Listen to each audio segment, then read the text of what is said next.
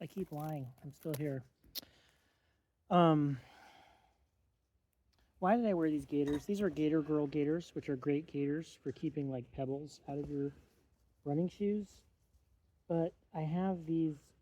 I even mentioned them earlier. I have these super beefy.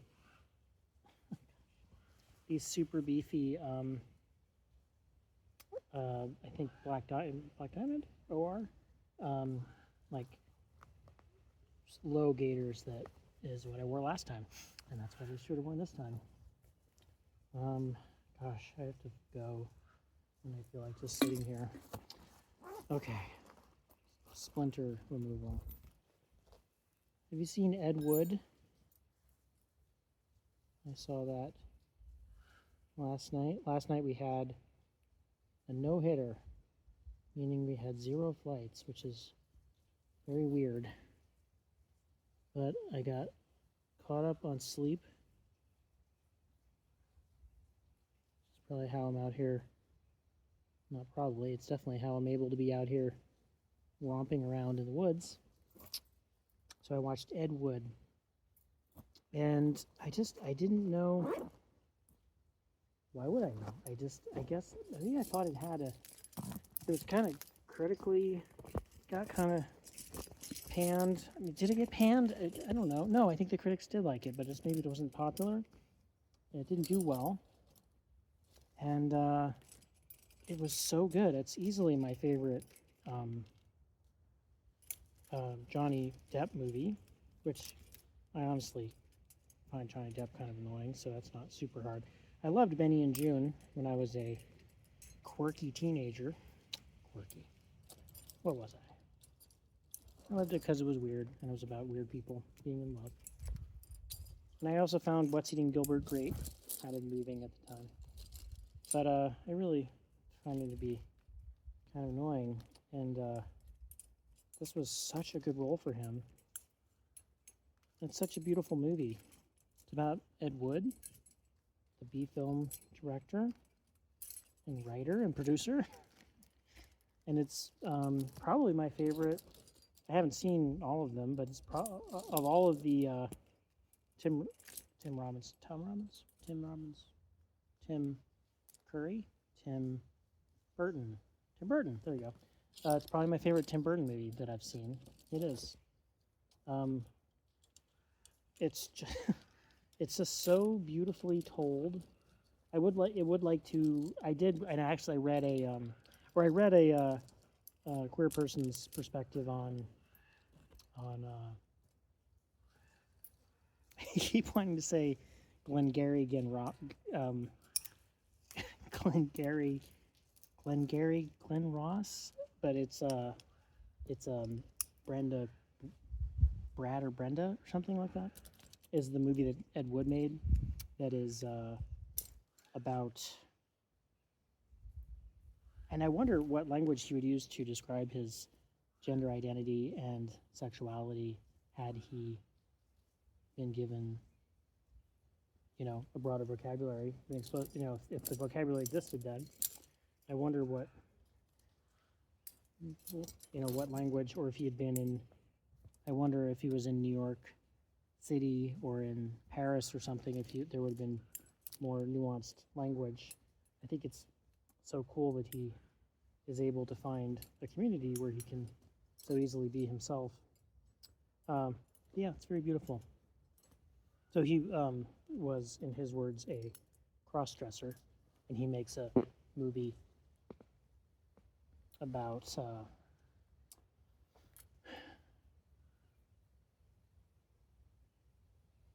like a trans. Oh, there was someone in the news who was a transgender person who was getting a sex change, which was the language of the time, and then they were. I think transvestite was the word they kept using.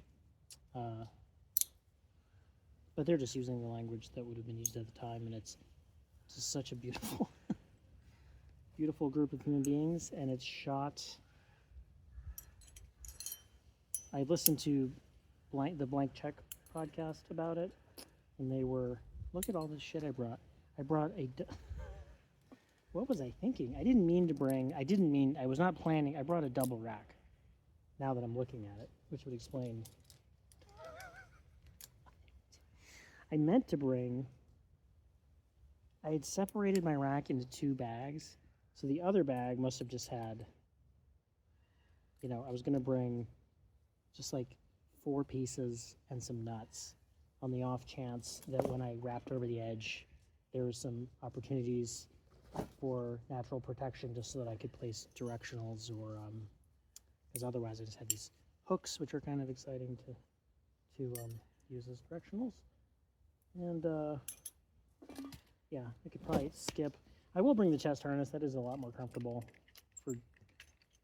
for dingle dangling around. But okay, now let me pack. I'll pack and I'll keep talking. So, Ed Wood, story about Ed Wood. It's shot in black and white. It's shot in the style of, I like this view of my knee. I don't know if they are Dutch angles. There were lots of angles, and the only type of angle I know of in cinematography is the Dutch angle. And I don't even know what that is. I just know I've heard the term. I don't know whether they're Dutch angles, but it's just shot very, very beautifully with these very dramatic angles. And I took notes on all these places that he goes, the Brown Derby, all these places. I'm like, I want to go there. Is that still there? I like to go on like a sober person's tour of old LA bars and get seltzer water or whatever I would be able to get in those places. Oh, I guess I'm sitting on my pad that I usually would put in here with this.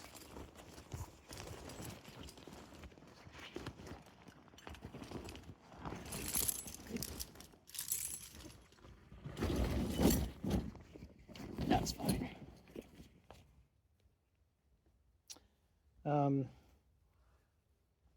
Yeah, so it's shot in black and white. It's shot very beautifully.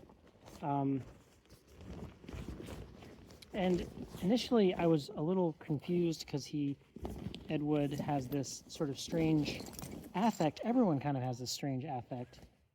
And then I realized, since there are so many good actors in it, who are certainly capable of doing some sort of gritty, authentic performance, really the realest people in it who seem like they are most sort of authentic and not like shticky are like the production people that he works with, like his production's little ragtag production crew. But everyone else, Sarah Jessica Parker is in it, and she's his love interest, who learns early on that he is a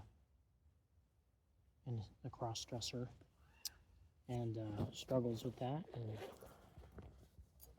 I forgot the name of the other woman who's in it. And it's shot sort of like, it's simultaneously very real and feels very authentic. They all speak in, I forget what that's called, the continental accent, the transatlantic, is that what it's called? Transatlantic accent.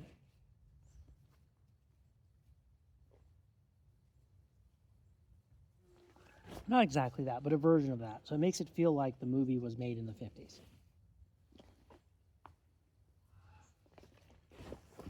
So, but with people giving very authentic and real performances. Here's my poop kit. Got the Deuce number 3 trowel, some hand sanitizer there, and I use a good coffee by the way. I use coffee bags, and I have some hand wipes in there, some butt wipes in this case. And I like using this bag because if you're packing gross things out, these are fairly, I guess they're not as perfectly they're pretty fucking airtight, and you're not taking a shit in it, you're just putting poopy paper in it. But they're impermeable, and I mean these coffee bags are, and they have like the silvery stuff on the inside, and they smell like coffee, and so they keep that coffee odor. So it's a nice sort of odor fighting thing, and it's also a way of recycling those. So that's just, I keep that together like that. And it's my first aid kit that I didn't have tape in. Some kind of dingleberry, like some kind of silly goose. So many crows out here. It was funny that one crow flying around with the vultures. A headlamp, which I really don't hope to need, but I always bring it. The one quick draw I brought. I'm gonna say it. I'm just gonna say it. Just gonna say it. I drank this.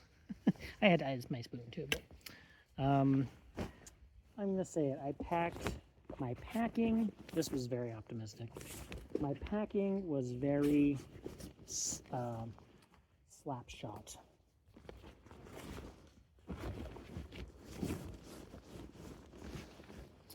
Yes, Ed Wood. They're beautiful models. That's not surprising for Tim Curry, Tim Robbins, Tom Robbins, Sonny Rollins, Henry Rollins. That's right. So in Henry Rollins' movies, it's not uncommon to have adorable, adorable set design. The set design is so good. The locations are so good. The just, you know, the 90s were, despite really liking, well, maybe not despite, I mean, I while I did like Nirvana, I didn't really like the detached irony that was prevalent in the pop culture. I liked some of it, that was interesting and fun, like the Dead Kennedys. That was not from the 90s, but you know what I mean. The J.R. Bob Dobb and the Church of the Subgenius, and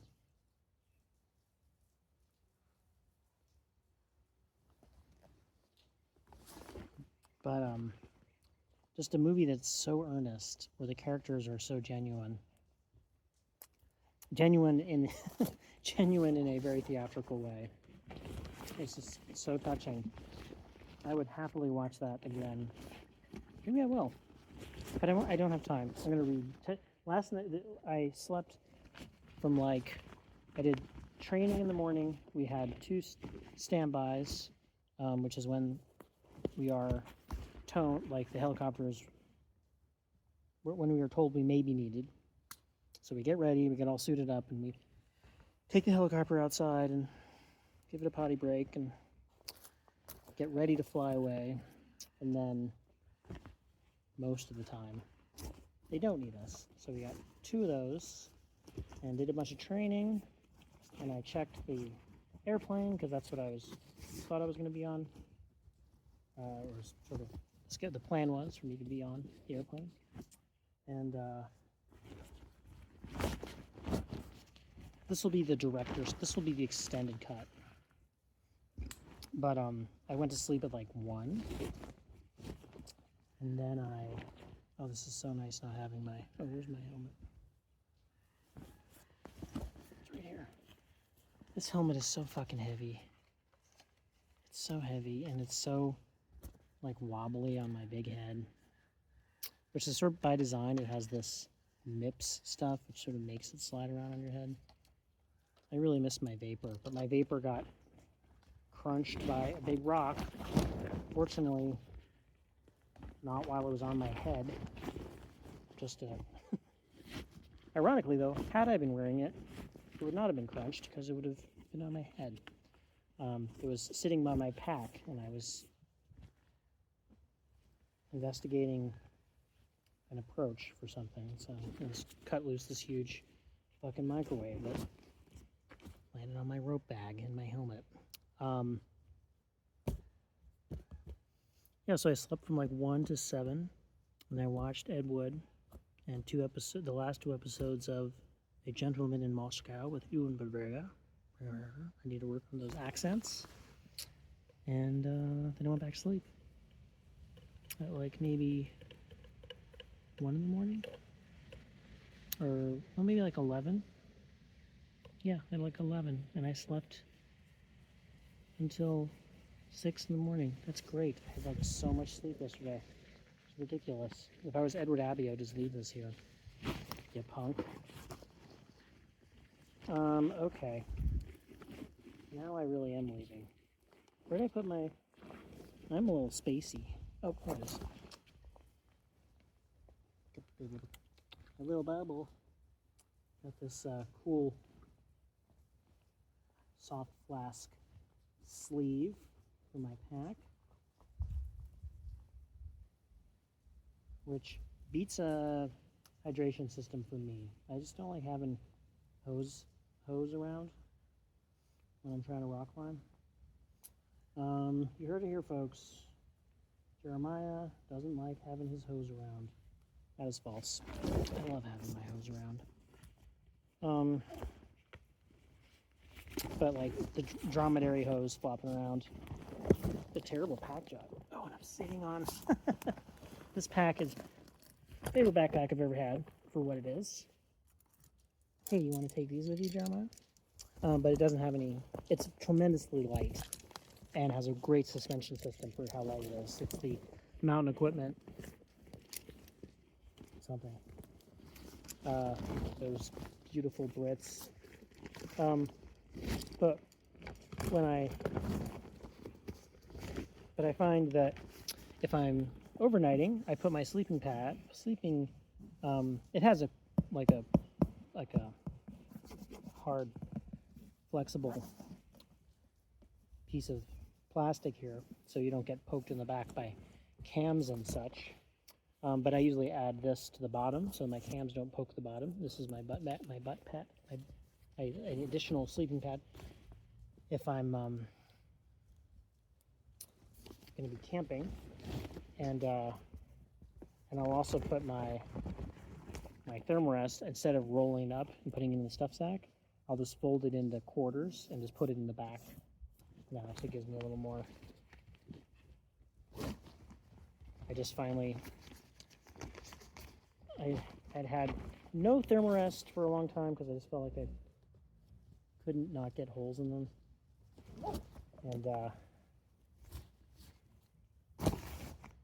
And then I would just use a Z-Rest, and then I decided I'm too old for that. Oh, this is so much lighter. Oh my goodness gracious. So much lighter. I decided I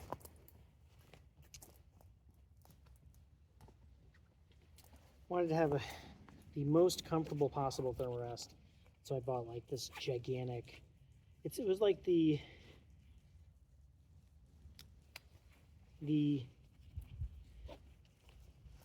largest, most comfortable one that you could still carry, and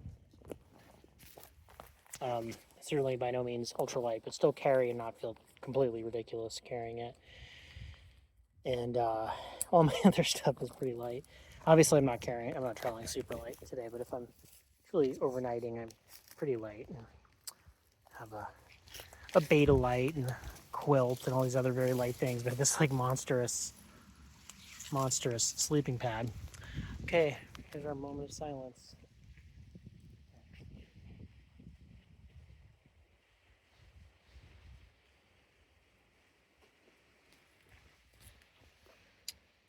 I'm coming back for you later, shady moderates.